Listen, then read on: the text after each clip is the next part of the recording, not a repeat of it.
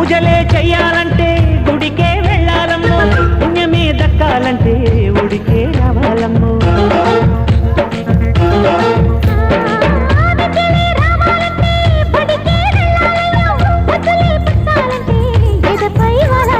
చిన్నారి బుక్కల్లో పొన్నారి పొంగుల్లో చెయ్యేసి తడితే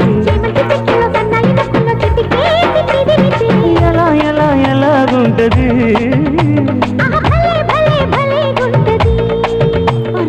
ఎలాగుంటది ఎలాగుంటది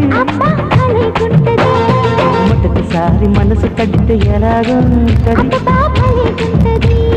మొదటిసారి ముద్దు పెడితే ఎలాగుంటది, భలేగుంటది.